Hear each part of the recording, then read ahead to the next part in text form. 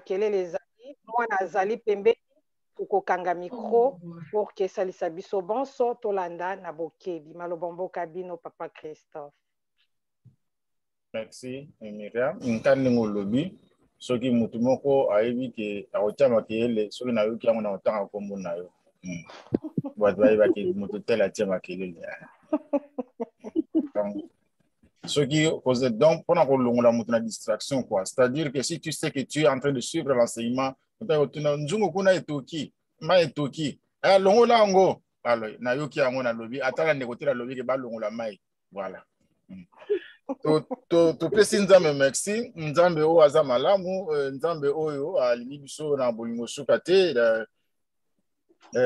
La fois passée j'avais commencé un enseignement pendant qu'on l'axa comment les diables opèrent et comment nous devons kolonga na nzela makila Jésus Christ, et puis le texte de base ezalaki Genèse chapitre 12 du 13e au 17e verset. Bible lobi mawana bino mokili na mbu po Satana akiti epa bino na kanda. Je parlais de la colère de Satan, on va bien une manifestation démoniaque. Satana za na kanda, Satana za moninga na yote, Satana za monguna. Moi j'ai l'habitude de dire que dans ma vie j'ai deux ennemis. C'est le péché et le diable. C'est le péché et le diable. So yo mutu moko asalinga mabe eza yete, izana eloko moko eza na sima na yede tindi asalanga mabe. Biso de fois to sala ba combat moko charnel. Mutu moko asali o mabe osilikeli ye. Te ko silikela yete sindika mabe eza na kati na ye. C'est là que l'apôtre Paul dit nous devons faire un combat spirituel. Nous n'avons pas lutté contre la chair et le sang, mais contre les esprits qui heurtent. Donc les enseignements que nous donnons, c'est pour montrer comment l'ennemi opère. Le diable, il y a quelqu'un qui est là derrière, qui s'appelle Kadiam Pemba Satana. Il y a une prudence, il y a un combat charnel. Les gens ont une vie dans ma bébé Salayo.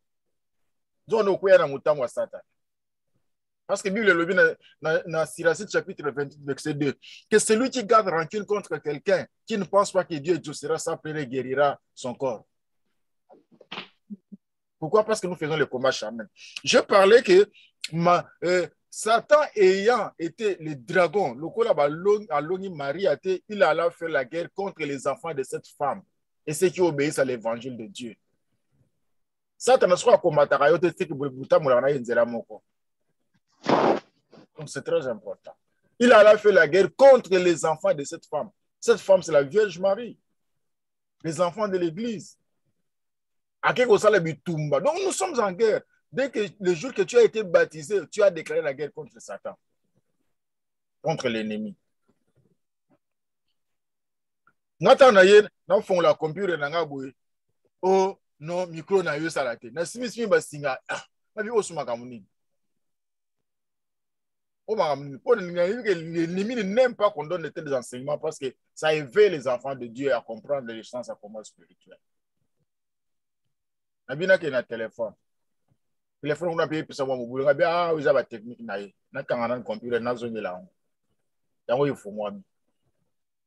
Donc, je parlais sur la tentation. Je dis que dans le baki que tentation eza lisumuté.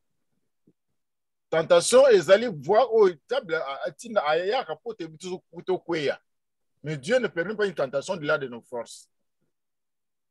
La tentation, eza manifestation démoniaque. Et Jésus l'a connu. Esprit mimi na ngomba pendant 40 jours de jeûne et prière, mais Satan a tenté, il a pouvoir avoir et gloire. Tentation nous c'est abilo misatoana, pouvoir avoir et gloire. Alors baki sur ba lien, na ba sota ba lien. Il y a tababa kanye na singa, il n'y a pas de liboso, mais en tout cas moi il y a exact parce que singa quand même dans zété. Et c'est comme ça que le diable opère. Il y a lien monsieur ba lien fil de fer, ba lien lamba donc au kata wana sizo ba lien fil de fer pour ba casser. Donc toute prière que toi tu fais c'est moyen par les causes au kata lien il y a famille. Donc dans le bac on peut être lié par la parole, par les actes, par des cérémonies traditionnelles ou coutumières ou isalemaka. On peut être lié à cela. Dans le bail sur l'oppression démoniaque, l'ennemi à l'extérieur et te torture, aux autres sentir que ça pèse sur toi. Et Jésus est venu pour délivrer les opprimés. Dans Luc chapitre 4, il est venu pour libérer ceux qui sont opprimés.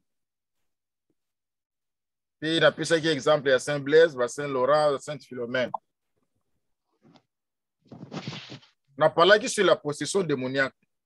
Que la possession, c'est le démon qui te possède. Il a fait de toi sa demeure. Donc, vie n'a pas dépendre de ce que tu as mais dans Satan. Donc, tu dépends de cet esprit qui habite en toi et demeure en toi. Il y a des conduire, il y a des salaboy. C'est exemple, moi, à Yiba. Ata batie mbongo to wapi meswe olobana etala babomye boye akepe ayibi yango so mama akoti na ndako azali ko sokola bilamba akoti na ndako tanga kozoka obima boye bilamba na singeza ti fait que lukango na kowet. Voilà, ce sont des choses pareilles. Donc c'est un enfant qui est possédé par un esprit mauvais. So on a possédé l'esprit à mari de nous femmes de nuit, esprit impudicité, esprit à célibat. Les cas où ils sont au côté de la on délivrance de ça. C'est très important. L'esprit de mort. Vous apprenez au côté de sur la loi. Quand vous priez le Seigneur, délivre la personne. Alors, le long de l'obsession démoniaque. C'est pas je vous rappelle ça parce qu'il faut imprégner la carte. Vous imaginez dans la possession cet homme qui était possédé à Marc chapitre 5 de 1 à 14. Il y a Génézareth. Oh, il y a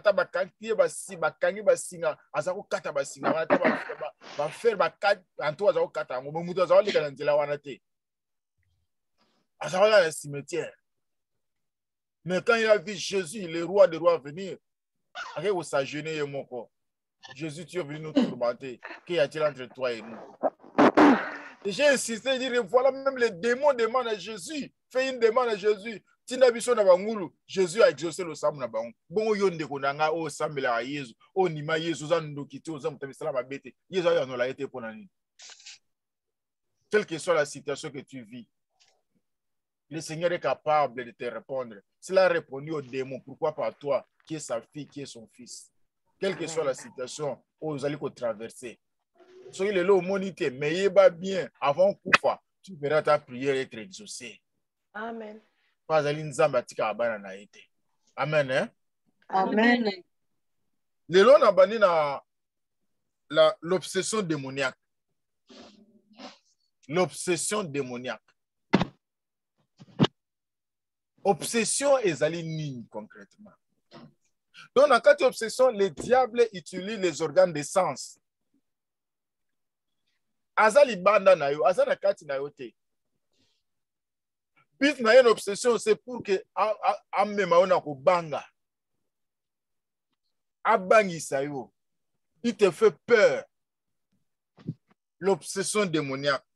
Donc, il utilise les organes de sens. Misu, matoi, zolo, batouché. Donc, on est bien odorat, tout ça, nyonso wana. Azali peut utiliser un mot pour t'abangisa yo. Au moins, quand misu bozo mona cercueil, ozo mona loko moko boy. Yaza na kati na yo te, yaza libanda na yo. Non, pas ça témoignage ndeko moko mwasi ya longwa catholique, akoma ko sambela pa ya maman Hollande. Na combat spirituel. Choka lali a l'autre noto, ba la accès cercueil. Na libulu ba okunda e. Accueilli comme on avait intercesseur, il y a combat spirituel. Après ces jeunes de 7 jours. Asali jeune, jeune Sili, 8e jour à l'autre son d'auto ango. Accueilli mon souba, on va baxer les 7 jours, 14 jours. Jeune prière. Asali ango. 15e jour, à mon sous notre wana, à mon sous, bah l'accès, les boules va reconnaître dans le cercueil. Ah, na muna sali jeune va prier makama boy. Mieux vous na mimbo mananga moko. Akelu va pilo va boire na poubelle. Poubelle qui ça. En touti yango, vous serez rapide wana sangi si ameli yango. Oh. Tant ameli yango, comme c'était un matin, a été une église dans Saint-Benoît. Surtout outil messe, sango azala messe. À l'époque, c'était M. Labé Ngamayama qui était encore tiré de Saint-Augustin Saint-Benoît. Ça va salir mais ça zogi na yekuna na Saint-Augustin. Biso to bi maboye. To sisi Rosaire. Oh frère, na luka sango. Sango c'est accueilli. Oh, est-ce que ça vous amène poussière à pile et quoi ça les mabe? Zoba diangani. Na siliki na gangele nana meli yango parce que moi je suis chimiste. Na kati ya pile il y a ce qu'on appelle le sulfate de plomb. C'est un élément très toxique dans nous autres. Surtout le plomb. Ils ont tombé dans les métaux lourds. Pour faire la maladie et bien dans nous autres ce qu'on meli yango. Na c'est nana meli yango. Ote ndeko na ngai wana ozomona mutu penza donc KO. Abengi moninga moto ayena pembe na bio nga muna meli moninga na benginga abi frère Christophe c'est lui c'est elle plutôt qui a pris ça abi oh là là abi bon ndemo za boza ebembe tozoke na grotte to semble to senga Marie mère de miséricorde oh na longwa catholique ça fait 2 ans abi bon longwa catholique ça fait 2 ans ko kwa sango pona oyo mo comprendre ko ngo kufa sango ko to lolat. Alléluia. Amen. Amen. Ma sœur, il faut être fier d'être chrétien catholique. Amen. Il y a une grâce particulière dans l'église catholique. Quand on a l'église catholique, on a un poison, si on a l'eau, ils ont une l'église catholique. C'est quelque chose de bien vivant. Le candidat là l'église. Là, c'est que tu as là. Neza oza ebebe. Ngana yebi mwasi wana makama salaka. Toke na grotte, to sambela, tout ce qu'elle va demander à Jésus, Jésus te l'accordera. Moni muto so alinga kufa, so ba bise po biga mela me injili o melango hein. Andemi toke na grotte. Là ici Vierge Marie boy. Parce que j'aime beaucoup cette femme. J'ai dit ton oui, c'était pour le salut de l'humanité. Nakata salut moi si au Père Azali. Quand on parle du salut, on parle du pardon, de la miséricorde, de la compassion de Dieu. Il rappelle à ton fils que oui na weza na tina. Ndeko mabe asali za ignorance de memi na liwa. Ibsa yezo ali misae. Parce qu'il y a le béata bomeli poison ça le côté que sa parole s'accomplisse. Afin qu'elle sache qu'ici tu es la mère très forte et que dans cette église tu as tes enfants qui opèrent des miracles au nom de Jésus. Amen. Amen. 3 Ave Maria na grotte ya Saint-Benoît. To sali 3 Ave Maria se bokende. Wana posta ko sans ezoyela e. Azongi nda kwa sanzi. 2 semaines après de ko wana keta la ina nda ko pesa iso adresse.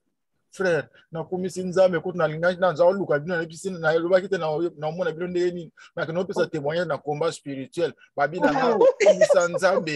Bato kuta daira bango wana bazaba sala nzambe sino lingo kufa na biloko mbela ki ngabi soba diangani. Donc on peut s'en un témoignage. Alléluia. Amen. Donc, on peut ce témoignage pour voir comment le diable a utilisé ses yeux pour l'amener à la mort. Les organes de sens. L'ennemi n'était pas dans la carte de banda, mais ils ont utilisé Nisu, Alali Pongi, Amoni, Aomona. Et qui a mis réaction?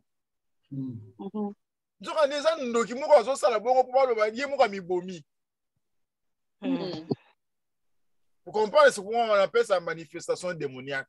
Parce que l'ennemi, tu ne le vois pas visiblement. Il coopérer dans le sens où il comprend le thé. Il y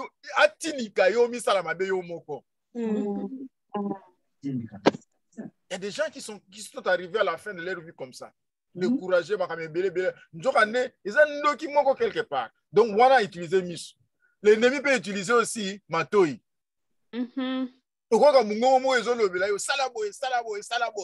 Jésus. Kene ko finga kene ko sala boy yokutu ndeko za wana okufa yata okese interview okozwate mubali wana boy na boy c'est le diable qui est en train de faire des choses pareilles. Amen. Mon grand frère allait mourir, notre aîné de la famille. Ndeko moko yazaki chef yazaki na mbongo na atina mwasi moko na poto makango na poto makango taka kumi na poto aboyi. Il y a que non, il y a un grand frère dans le Moutou a influencé Fiwana parce que Zaki petite sœur de camarade. C'est sûr.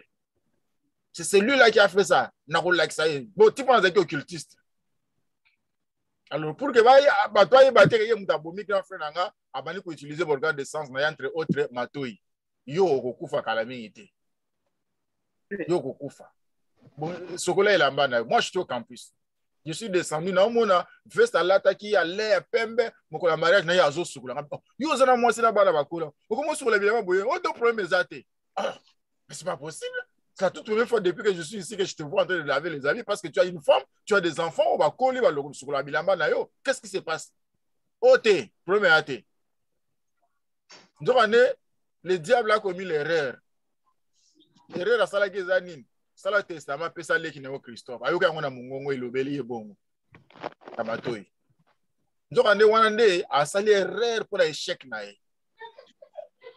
Na moni abi a pesi enveloppe on a obi ma enveloppe yango na faut enveloppe pour testament o soki na kufi boka mwana binote po nga na moni neni funa kufa na ngai biloko na nga boye ndako na nga po na mwasi na bana na ngai biloko tel yo biloko na biye singa na besoin bilamba. Je devais rentrer au campus, je suis resté à la maison l'attendre jusqu'au soir avant na zonga campus. Voilà tiko pesa na la transport na zonga campus na bité na zonga te. Na zelite na poko makamni no komelinga o na oka mungongo mo ezolo belangai kala mingi to kokufa boye na boye so na kangi kaka miso na omo na cercueil na oka mungongo ezolo belangai na bia wa des akadi ampe na ozo en campus na osala 3 jours na le prière biso tout na kata famille to sala 3 jours de prière na dernier jour na lota alinga ki puto na nzete mo avocat alinga bima libanda mi kanga singa ngana bimebi o linga nzoka na soma ida ba ki se bela alinga mela kwa mi boma. Alléluia. Amen. Amen. Donc ça c'est le diable. Cette histoire s'est passée en 1998. Donc mais la kufa nae mais le quoi to sala ke le sambo yemoko nzambe a révélé ngo allez pas makamino se sili nango. Donc les muto alinga boma ye akufa brusquement. Akota mabele. Akufa brusquement. Un occultiste. Le diable utilise et msozo Solomon boya mabe. Mais pas toi sur le terrain de zoyo kam. On est en manifestation démoniaque. Sur les bébés, sur le repos là, sur le mogo. Donc le diable utilise odorat na yo. Et msozo bato ala biloko eza ku kitoko mais yo ozo kama mi za mi balo ba kina basi makango hein. Moi c'est na ala biloko bien. Oh, penza olia ka osepela nango mettons que kuna tiele loko moko na lemo le diable utilise siko nani na yo goût alors malamoko oya bo abila ngo mungu ebele yo kango solo nzoka nde ba tiele loko moko demo mo afani wana. Amen. Amen. Amen. Ça on appelle ça l'obsession démoniaque. Donc le diable utilise les organes des sens pour qu'il s'appose à naïe. Il faut faire très attention avec quand il oyo kaka omona ka tout ça bona boy. Munguna zamana po abangisa yo. Mais Bible et le celui qui est en moi est plus fort que celui qui est dans les morts. Amen. Ils te feront la guerre, ne te vaincront jamais. Je serai avec toi pour te sauver et te délivrer. Amen. C'est très important mon frère et ma soeur. Yo n'ongo zawana yo ça t'as pouvoir mon côté sur yo. Au mieux que yo mo pesa ye yango. L'ennemi n'a aucun pouvoir sur toi. Parce que toi, tu as Jésus. Et tu vois la richesse de l'église catholique. Donc, l'église nous apprend beaucoup de choses. À part Nzambe Yomoko, Nzambe Tena Banzelu, peut-être Nicolo, Archange Michael, tout ça. On a aucun qui a combattu la vie. Nzambe Tena Vierge Marie. Oh là là. Nzambe Tena Basantu. Quelle grâce. Donc tous les moyens sont réunis pour que l'on habite tout le monde. Il y a aussi un vagabond spirituel. Les 8 à 8 heures, ok. Les 4 à 4 heures, ok. Les 6 à 6 heures. À 6 heures. Ce sont des aventuriers, ces gens-là. Ce sont des aventuriers. Moi, je suis en train de dire à quelqu'un, quand Marcelo a fini avec l'église catholique, Oh, mais comment faire? Bino, l'église de rêve, même où vous en avez poto, et c'est la parole de Dieu, les catholiques doivent comprendre. Si vous avez un bêtis, tout. Pour communier. Oh, mais le moment où vous avez un bêtis, vous avez un moto. Ah, oh, frère catholique, vous avez un bêtis, vous allez raconter.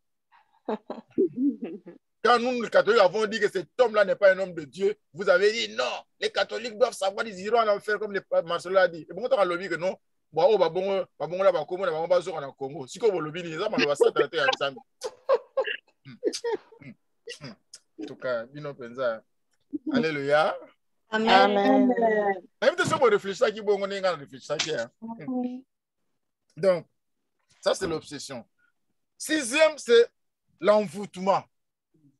Oh, mon tour, on a envoûté. Mais envoûtement, concrètement, les aramis. Envoûtement. Envoûtement, et les Golobani. Tout ce que les gens trouvent bon, mouton a envoûté à mon aromabé. Tout ce que les gens trouvent mauvais, il y a envoûté à mon aromalam. Mouton a envoûté. Parce que là, on va le dire que ça couleur, le faire que ça jaune. Oh, est-ce que c'est normal? Donc, le diable envoûte quelqu'un pour l'amener à faire le contraire de ce que les gens, ce que Dieu dit. La parole de Dieu dit il faut aimer et habiter. Quand il faut pas croire. Non. C'est contraire à la parole de Dieu. La parole de Dieu, il faut pardonner. Allez,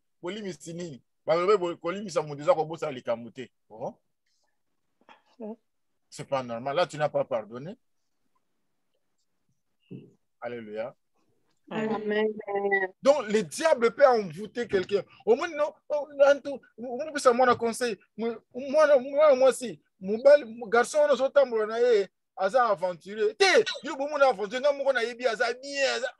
Mais pas toi. Pas toi, mon gars. Té. C'est il comme un bolingo. Or, moi, je connais qu'il y a des garçons, parce que quand nous étions des jeunes là, et ça, une tentation, moi aussi. Ça, c'est une tentation, prière, ça peut servir quand tu as moins de 20 ans, donc, on a prière, et puis on utilisait l'image à bassin, dans le sens où on m'a bé.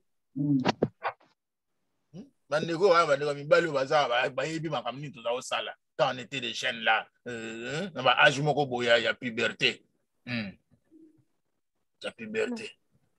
Mais les parents comprennent que non, nous allons moi dans que nous avons mais moi nous avons envoûté. Moi je m'en souviens une fois de mon grand frère mon boy a eu singa non dans un azalinga cousine ngai cousine ngo zo boy alingi makama des ordres de terre binanga est-ce que ko salisa habi pour nani ozulanga trace na ye soka niati mabele zolanga mabele wona sika niati yelanga ngo tiango na papier yelanga ngo ngape na sala yango na pesa imene ko moi ça comme esclave à garçon wana à tout moment ça na besoin ya kei ata na ko ba luki ba omone sulte ngamo na ko mo regretter que na ko mi yuda na teka yinde ko na ngamoko. Alléluia. Amen. Donc ba pesa ndeko wana conseil mais rien yé ka garçon wana mais envoûté. Et il y a des gens qui sont comme ça dans nos familles, dans nos vies. C'est pourquoi, quand il ne faut jamais laisser les enfants aller à l'école sans prier pour Nabango. Ça, tu as aux États-Unis. Donc, ceux qui ne sont pas morts à Satan, ceux qui ne sont pas morts à Nzambi. Nous avons des enseignants occultistes. Nous avons des enseignants qui sont dans l'homosexualité. Ils initient les enfants. Ils les envoûtent. C'est pourquoi tu dois prier. Dans le début de l'année, comme ça, Seigneur, je te confie mes enfants. Enseignant, il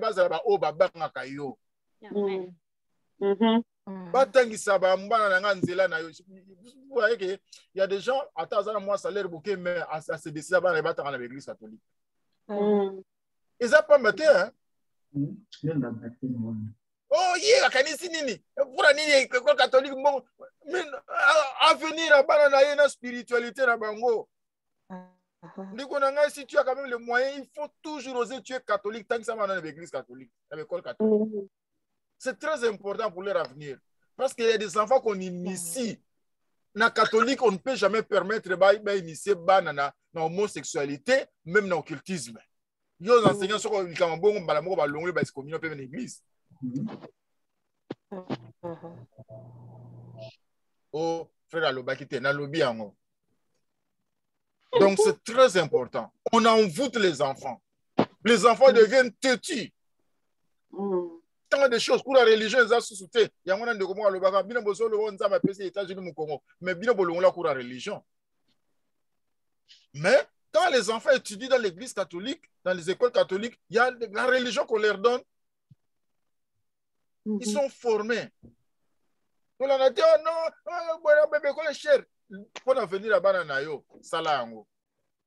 Salango. Moi, je suis à Botami. Tant que bien la communauté, vous semblez pour moi à Botami. Vous semblez la paix, vous la moi na wana, nzama sunga ebe, kola kotanga, nzama otamula, nzama cha musika na ebo culture, c'est na ba homosexuel. Myriam, vous la nanga? Oui, papa. C'est très important. Nous sommes responsables quand on fait la prière pour un enfant qui est né dans la communauté. Donc, le diable, n'a qu'à envoûtement, azali, ko déranger bon moya moto. Moto comme anormal, comme ça qui dépasse l'intelligence humaine. Est-ce qu'il y a bon motonine? C'est l'envoûtement.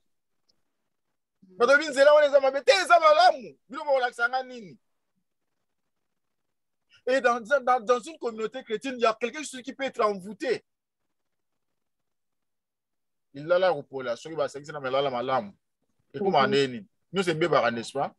Vous savez, une fois, moi, je suis en train de prier pour notre communauté, des amis du Rosaire Akin, comme j'étais le berger du diocésain. Alors, le Seigneur me dit que ceux qui battent Moussou Kima, ma be moko bo sali ba ngote ba okima ta mususu nga moko na olongo la ba ko ba bebisa communauté te. Abi wow. Bo bat mususu ala misala mabe. Akoya ba sentir moto ai awa place na ezata kimi na e. Ba lobi na psaume 1. Les méchants ne résistent pas à l'assemblée des justes. Amen. Il faut aboka mo kana di so bat mususu ba kei ba kimi. Donc ba mo na susu te. A sentir moto. Amen. Donc, vous quand on a bien noté, attends, vous tirez 3, 4, vous savez la bino kaka, vous savez la bino kaka. Amen. Alléluia. Amen. Mais yo, zo kanga eko salamutu, o yo kwa mvute groupe T. Zala o ya kwa mema kimia na kati ya groupe. Sinon, tu auras des comptes à rendre avec Dieu. Parce que la communauté, pour que alors, ne cherche pas que le diable utilise pour un frein pour l'épanouissement de la communauté. Aux la membre discernement, tout membre simple. Ça rend la vie très agréable. Alléluia. Amen. Amen. Donc, le Seigneur a besoin de chacun de nous, mais il faut faire très attention. Très attention. Parce que le diable a opéré septième, l'enveloppement. C'est une manifestation démoniaque, l'enveloppement. Dans cet enveloppement, donc, Moutou, Azaï qu'on se sentir étouffé. Donc, du coup, Moutou, on va englober à éviter ça, à éviter qu'on s'en sortir la situation là. Donc, Moutou est isolé. Même si il a besoin d'aide, Moutou a été. Nous avons c'est pourquoi je vous ai dit la fois passée. Na pesi bino histoire à Lyon. Lyon sera linga, nous poser en groupe. Lyon sera linga sala, linga zo antilope. Akoke na kati ya groupe wana ya antilope. Il faut mettre tout le monde mettre pou. Oya ko bima ye moko donc bango nous va panza ni si o tala o akeye moko ndela ye moko ne okene sala nini akola na ya zo ye. C'est très important cette image là mon frère Diable sera ébiqué. Bon, moko boza na kati na bino akokate parce que yezo alobi esika mi baleto bisato basangani na kombo na nga na zana na bapi na kati na bango. Bango. Iko soko sangani te.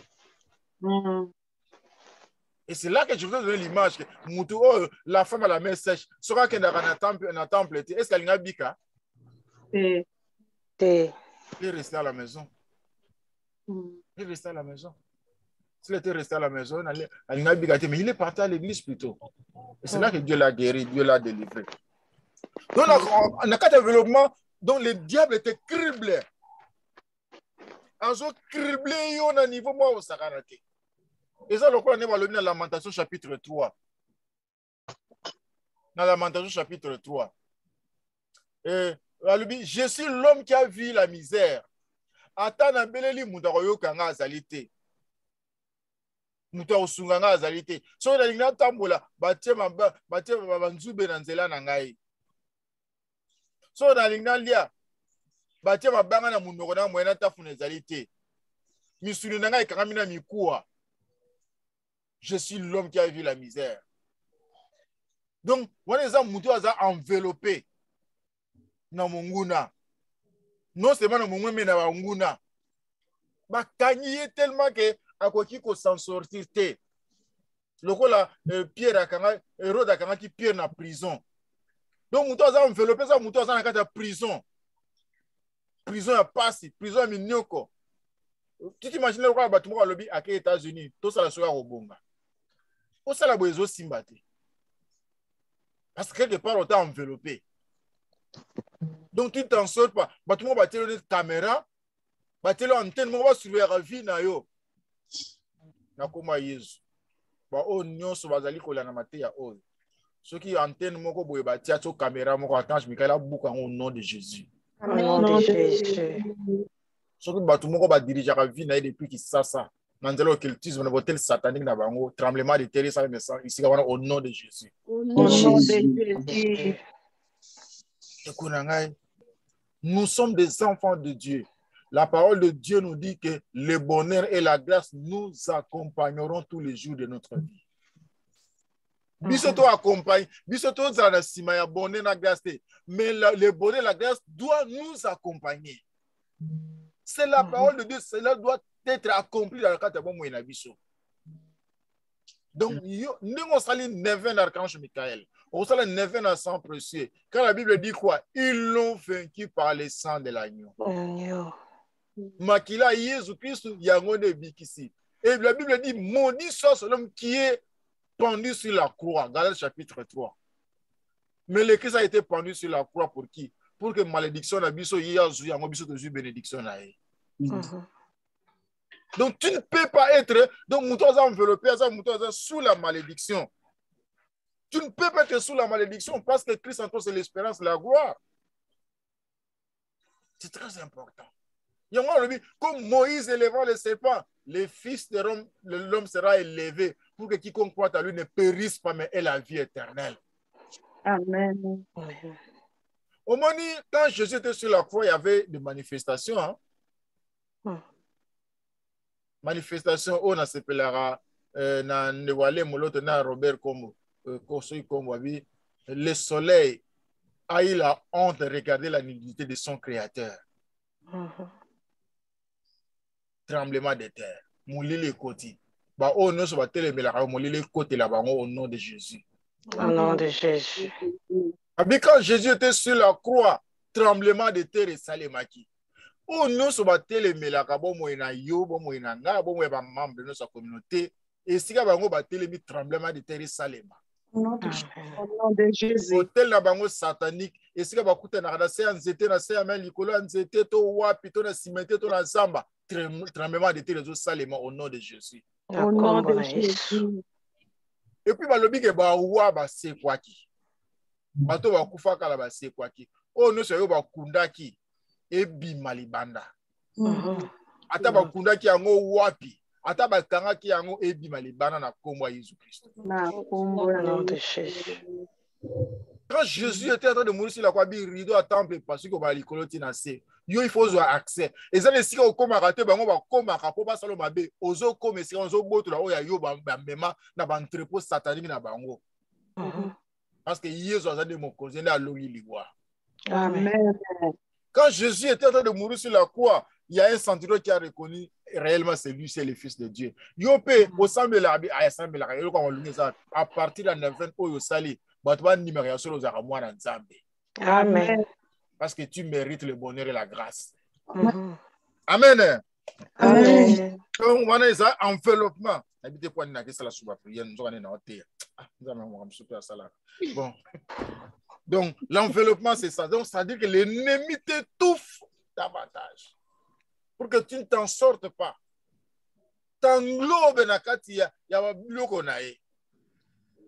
Donc, on se paralyse au niveau que nous, tu ne sais pas. Et nous sommes dans la société, nous sommes dans la salité. Pourquoi mettre à niveau là? La prière, le cola.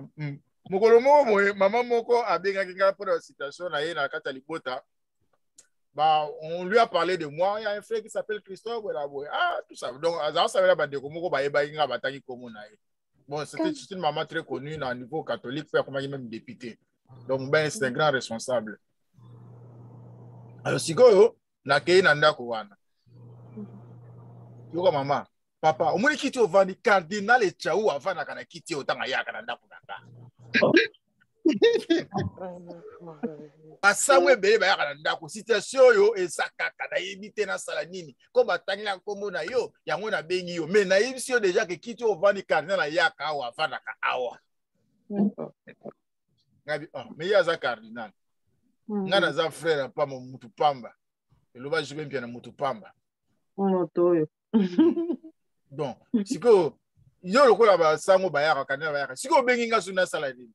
Oh non, na ko ki komo na yo batanga ngai o frère moko asambela makasi komo ne frère Christophe boira boina situation oza ngo pona mwana na yo kingadi e pona mobali na yo benga yana bo sambela. Bon yo bengi nga to sambela o mona yebisanga so ba canal ba vanda ka wa pona. Po kana sala ni. Wona se o décourager po canal za likolo na ngai. Po ba sango be ba likolo na nga po talaka ba sango. Ba to ba pakola nga ba pakola mafuta ka ya batemi sili. Mais bon, on va parler, on va foutre après le Moussalawana. Mais vous savez, le Seigneur est tellement merveilleux. Et cette maman, ça l'a marqué. On a un peu sur ma caméra, c'était. Tout ça, le chapelet, on a eu. L'article 9. Donc aussi, ça, on a tout clôturé ensemble. Mais ça qui ne vient d'ici, nous avons lié. Papa, il y a quoi les bons, on a les bons allées. Onza masali nabi cardinal ayaka asala ite nzamba asala ite. Non, il faut pas qu'on en musulman pour la prière, il faut montrer qu'il non, Dieu a sa façon d'utiliser qui que ce soit pour qu'on la délivre. Amen. Alléluia. Amen. Très important. Et comme il y a une qualité yo moko. Comme il y a un blocage yo moko. Non, c'est très dangereux.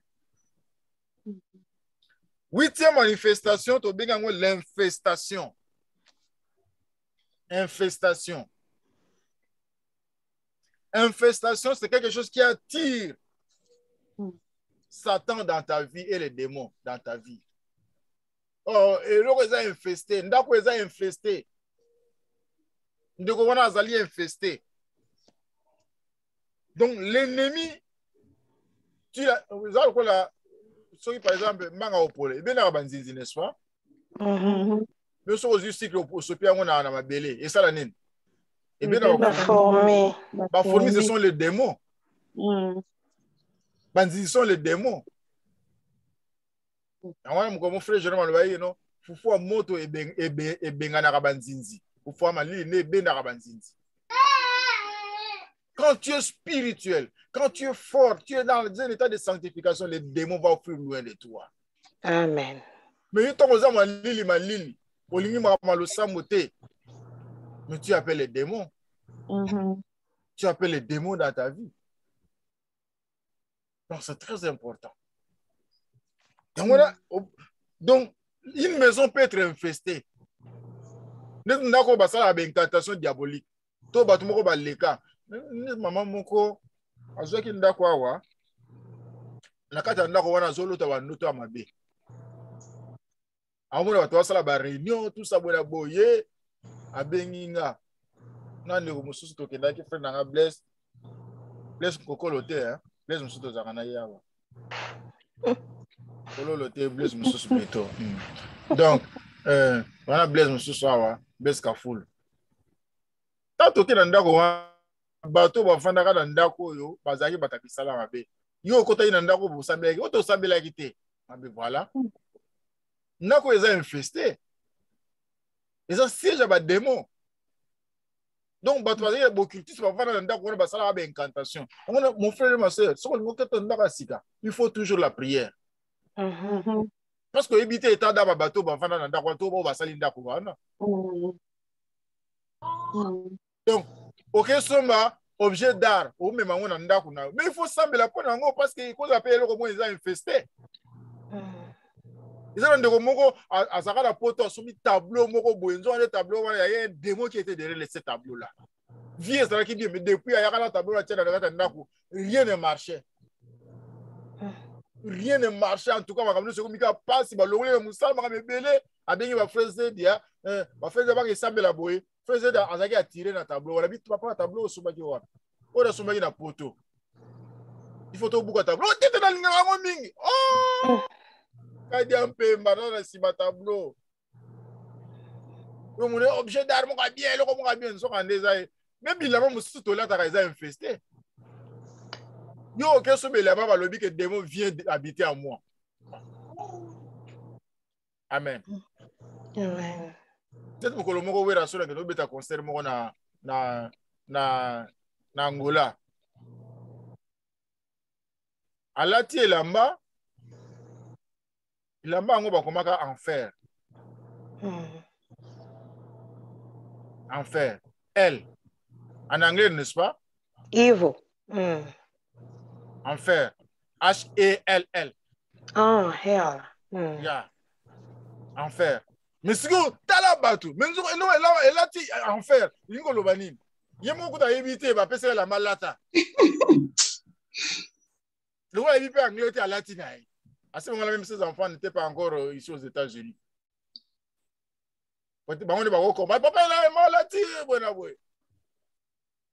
Alléluia. Amen. Amen. Même la mort qu'on lata et l'eau va commission et la mort va comment il faut y avoir commis une explication en haut parce que quand les lots peut infester qui appelle les démons dans ta vie objet infesté en haut donc et ben d'accord démon. Nous avons comme ça Bézino Benginga Christ aux arbres oh bon il y a bien un Christ Christ aux arbres Christ il y a Christ tout est Christ à Christophe donc à quatre à Christ Christ aux arbres non dans un an de comme quoi si on dewana pour comment me consommer dans niveau justice au Congo abi oh Christ aux arbres frère Christophe abi oui bien oh mais oui c'est mon frère je le connais oh non bon le ko la boye bani pour ça la programme pour ça la prière dans ndako ngana ya obéir ndako wana parce que il y a dans cette maison il y a une fille elle a 14-15 ans. On a tiré attention à Bino. Tant yo olama kabilo ko Dieu peut utiliser ces moyens-là pour la délivrance. Moi na wana zolo ta noto mutumo ya ko website que chambre o ezaka cimetière. Et ya beli. Ya ngona ndeko wana il était à ce moment-là chef de travaux dans la faculté de droit na campus à que mona abezin. Abezino abenginga. Nous avons fait 3 jours de prière. Le deuxième jour en pleine prière, moi, je suis presque mourante. Presque morte na koloba. Si quand il y a le cola intellectuel, mais quand on me met à l'hôpital, on va confirmer sa mort. On doit continuer la prière. Tout ça, la chapelle à l'arbre de sang pendant 1 heure du temps, moi, je la moukate. Maman, lekinae, avant lela, ngabi ko lela te. Notre Dieu est plus fort que ce diable qui veut cribler la vie de cet enfant. Obi que to sambeli, malobesili, to bela makila Jésus, Archange Michael, Saint-Esprit, comme moi Jésus, rien. Moi, la mise sur Balouki déjà, donc presque morte. Mwana oyo akataka pongi na ye na 5 heures pour akotaka misa tongo na âge na ye kanisa ye. Mwana oyo ta bimaka misa asokoli bilamba asokoli baleki na ye amemi bango na classe kanisa ye. Mwana oyo ta azalaka donc bato bavandi kuna babeta masolo bala na télévision wala na match ye na milinga ya courant ezate azola mpo bato balia kanisa ye. Tana lobi bongo mwana misu fungwami. Donc natuni uti wapi autant to bano sambela bati bale bakanya obokia na se na libulu moko na se do azoka bino musika mais na moni kaka mwina moko epeli mutu moko alati pembe yenda simia na loboko nde abimisinga. C'était le roi des rois, le saint d'Israël, l'homme de Galilée, celui qui dit et moi la chose s'accomplit, au-dessus de tout. Amen. Amen. Alléluia. Amen. Donc la maison était infestée. Et infestation on est même moi tinda liwa. Menzame azalo nzame abokasi. Yangwana délivrer qui mkolamo. Na délivrer na nzela na bolamu mwana wana salaka na ba sacrifice na ye. Yo sacrifice no salaka. So ba même cotisation on peut s'arrêter.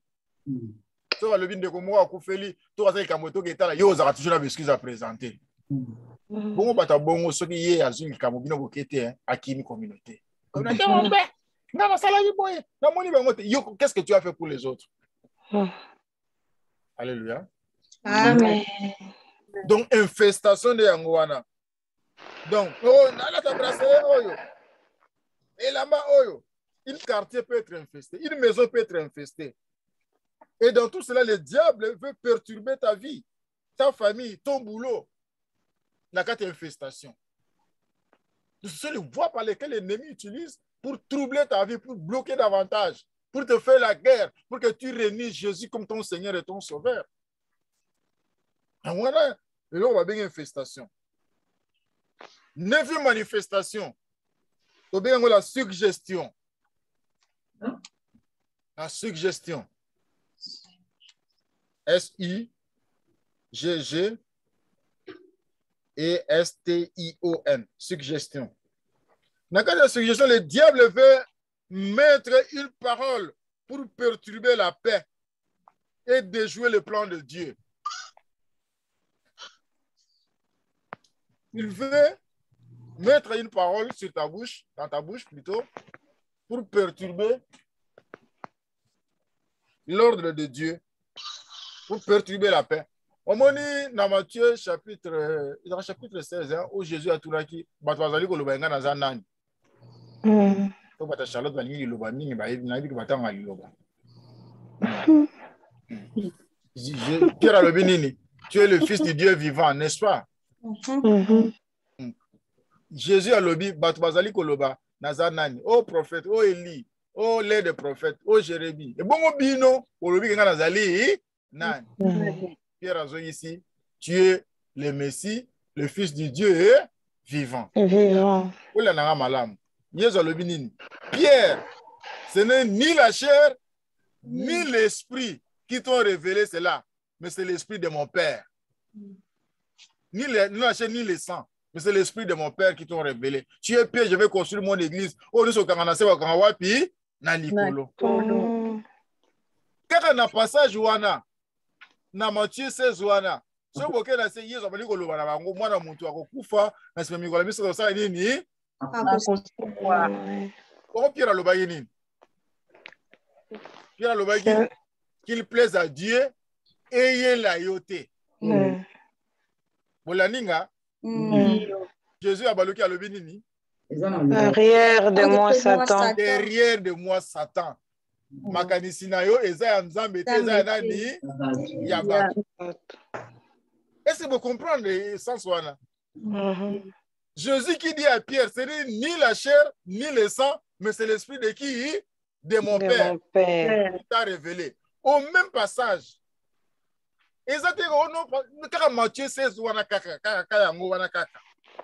quelques minutes après, Jésus a dit derrière moi qui? Satan. Attends.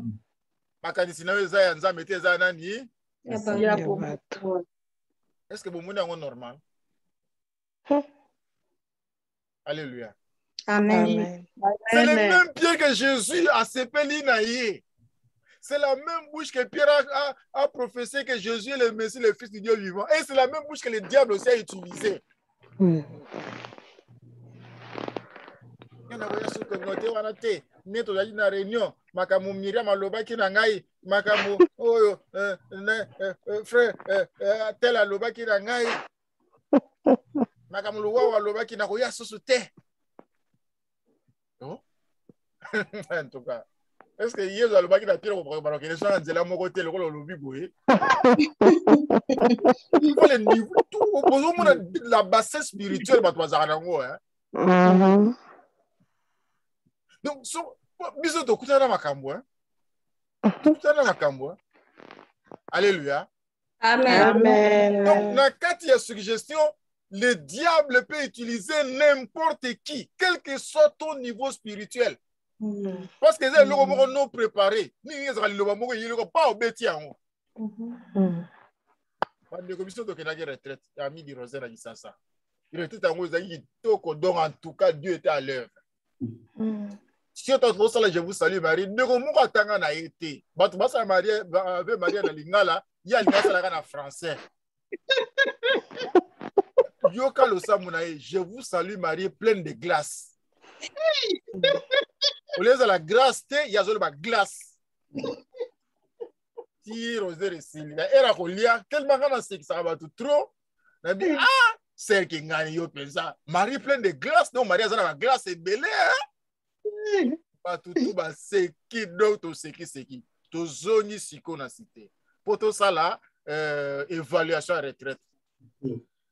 Tu sais, vous savez que mon thème nangai est bebaki. De kona lobi boy. Abi retraite leki malamu, frère Christophe a teyi biso malamu mamno ce kitoko, mais ngai retraite on a bimi blessé. Pour anine. Oh, le kola ngana mati ngoma ya campus, frère Christophe a sekaki ngane na zakoloba, je vous salue plein de glace. Oh. C'est ça là qui est passé dans mon thème. Ngana zaki mutei hein. Mais maloba wana loba ki pona c'est ça ba ndo ngane ça nini et déranger mon moninga. C'est qu'on appelle la suggestion. Non non quand ça na loba malamu nzoka nde na zo ce qui ça moninga. Alléluia. Amen. Donc makama bongo mimi ezaka na kati ya communauté chrétienne. Donc likamo kanisa ki te lodi yango ka punzo kana toucher moninga. Et le diable fait cela pour la battre na kati ya la communauté. Yango na yo soki mutu moko lobi kamo bo na réunion. Il faut déjà comprendre non eza yete. C'est mungu na mudalo na na kati na yepo abebisa motema na ngai. Menga na olunga communauté oyo te. Amen. Vous comprenez nga? Amen. On appelle ça la suggestion. Et c'est dans l'équipe Pierre. Dans la carte, même à ta part, à l'équipe Pierre, hein? Le premier pape de l'église. Au président, il a péché dans le pouvoir. Mais diable a banni Pierre. Pierre a dit, Jésus a dit, dans foule. Il y a un apôtre. Il y a 12. Il y a un noyau, il y a 3. Il y a un noyau, il y a Pierre, Pierre chaque Jean. Et Pierre wana satana bagité ayeko londa maloba mabe na kati ya Pierre. Ibongo yo satana na ko banga yo. Nan na kati na biso wa na kati ya communauté ya Charlotte l'équipe Pierre. Azote. Iko na soko zo dimension spirituelle à niveau wana manifestation ya satana okolungaka jamais na communauté. Tu comprendras que non ils ont des côtés. Ils ont le robot ils ont la simana et tininga bongo. Et moi Jésus en tant que nzamba il dit non ce n'est pas Pierre c'est Satan. Ah ben il y a Satan. Derrière moi est-ce que Pierre a dit Satan? Non. Mais le but derrière moi qui Satan. Mais Pierre il y a outil ko kumisa. Mais tant que Pierre a ça qui malamu il y a ben qui est Pierre. Qui est Pierre je vais construire pour mon église. Mais tant que Pierre a ça il m'a ben Pierre c'est ben nani Satan. Parce que Jésus sait que ce n'est pas Pierre, c'est Satan qui est derrière. Est-ce que vous comprenez? Alors, dans la communauté, Dieu va te condamner. Parce qu'il y a eu déjà avant. C'est très important. Donc, après, c'est la suggestion. Nous avons une réunion chrétienne. Trouble même réunion sur la quai de poisson. Ça, c'est la suggestion. Et il fallait bosser la bosse aller en côté. Et puis, il y a encore une distraction. Il y a un discernement. Tu es tout ça, Milanan. Ni mieux, so il Cameroun, comme toi, le lobby était troublé. Ndeko to va kimia. Tout ça, Milanan. Quand vous savez la kimia peut écouter. Vous continuez la réunion. Parce que le diable utilise cette voie-là pour que le bébé se mette ma batte. Bien sûr, vous m'avez dit que vous avez dit que vous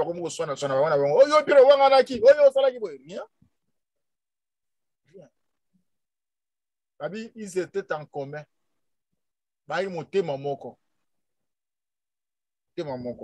Alors, le Yasuka, pour nous style ça, servitude. La manifestation Yasuka, c'est la servitude. La servitude, tu ne te réjouis pas de ta vie ou le fruit de ton travail. Mais ce sont les autres qui s'en réjouissent. Aux autres, ça, la meilleure mongo, vie na yo karabongo. Donc, tout ce que tu fais, ce sont les autres qui vont se payer la langue. Heureusement, bah dépense qui ça fait y. Net ne komo ka yo ko yipsa ki non comprendre madame nangata. Au moins, ce qui a du salaire, oh papa lobby a koyaki. Oh appelle, oh lobby to lala inzala. Bongo nyonso nga mbongo na ngai na futa ka ndako na futa ba facture nyonso ya ye photo to nga compte mais moto to nga compte ezate ye mukiri so ba bengi oh papa kuna oh maman malaria oh boy na boy ti o ba futi mbongo nyonso ke ki sasa ngabi on les a servi c'est pas normal il faut voter les binali kamwana. Amen. Amen. Donc il faut pas dire ça mo ba ko sa ka biso pe mingi hein. Donc, on va dire aux États-Unis, les Camerounais, oh, bon, na mobali. Oh, moi, je suis malade, je suis dans un hôpital. On look à quelque chose. Ah bon, ça va? On look à quelque chose tout tini. Mais moi, on a belé quitté. Hein? Après, c'est quoi, il y a belé là? Belé, c'est quoi? Oh, tout ça, oh, même vous allez à l'hôpital. Oh, on comprend les gens, on a foutu un d'abord, c'est la quitte. Là, on a bêté, mon ami, au moni, au conseil, on a dit, mais on a dit, on a bêté. Alléluia. Amen. Donc, les gens qui sont à Kinshasa, des fois, nous ne pouvons pas oublier parce qu'ils sont des parents, photos sur Nabango. Mais quel bas, monsieur, la servitude. Baka, monsieur, Zagara, pour que au moins, surtout, bateau, bah, mon pas un bon côté, bah, ça, on a un nez, bah, ligne, hein. Bah, éviter les bisous côté de la fois, de là, la tête, t'as la moussou, les losa dimanche, malgré ça, la moussala. Mais à éviter. À éviter. Et on il faut aussi faire très attention. Dans cette servitude, le diable, surtout, les gens de Kinshasa, ils vont utiliser la servitude. Il faut ôter les mélanges de foi. Non, mais au moins, madame Nanga, Asa le bono, tu vois, tu es mon bongo. Nanti de là, belle-sœur Nangai, donc, Nekonanga moi si. À ce degré, maman, ça n'est pas naïe. Vous voulez que tout le monde ait biso. Oh, maman a belaki. Oh, maman a bengaki. Oh, Nicolas n'a pas de donc, ils ont dit avant qu'on fasse quoi. Non, on a dit que là, c'est débrouillé dans le ça et le côté. Pour que ceux qui maman a un problème, on a mis la milk à sommelier. Au lieu de passer la rabiso au toto tinara. Ça, c'est ma femme qui propose, qui envoie l'argent à ma grande sœur. Nandeko na yete, mais nandeko na nga moi si. Pour na maman bo kilo na ye avant d'arriver à belle-sœur na ye. Mais vous savez que j'ai été déçu par ma propre sœur. Oh, il y a comme ça, moi, moussala na bino. Vous vous imaginez? Alors, ma femme était confuse. Oh, mais est-ce que ça, moi, moussala bien ça, même hier, moi, je vais aller mon wana. Mon nanga motuki nanga la mugara 2h30. Na kina musala si on a une tinda pour na belle-mère nanga avant d'arriver na yé ya se débrouiller tout ça y a le balala que na comme ça moi c'est quoi ça ces histoires mais quand yé mon dévotion oh ah maman allo bi bona boy oh nzambe nanga abi non ces gens nous utilisent. Alléluia. Amen. Je vous donne cet exemple pour ma propre famille pour comprendre comment les gens de qui se moquent de nous. Se moquent de nous. Donc, il y a une photo sambel. Ce qui, au moins que Moutungsi, on les qui mingi télémile à on a samopé. Tant que vous allez nous voir que le diable veut utiliser, vous avez un compte bancaire. Nous sommes bien sûr, ils ont solo que aussi quand on a problème avec une akine, ils ont fait problème à solo. Maintenant, on a un bon problème exact. Mais ça aussi quand on a pas les camoyés. Ils ont fait servitude. Pas de la manière de maman Olang. Amen. Amen. Amen. Je dis pas toi qui as encore des parents, pour que tu aies l'association je ne te dis pas de négliger tes parents à Kinshasa parce que les frères qui sont ici. Non, je ne dis pas ça. Moi, je suis catholique. Dans un combat spirituel. Mais dans un like ça, des fois, le diable utilise cette voie pour te bloquer davantage. Aux autres, on bon, parce qu'il y a des ennemis qui créent toujours des problèmes. Bon, premier, il y a un temps où ça en bon. Mais si on a un bon côté, premier, on les a servitude. Il faut tenir la prière. Talamaye, Nazaki, na moi, le coup là, la fois passée, le baki fallait ça na car, na six na car lelo, na limité ba, bengana to benge société pour y sur du PC matin ou melaka, na siki wana, nzambe apa mbula moko na bino. Amen. Amen.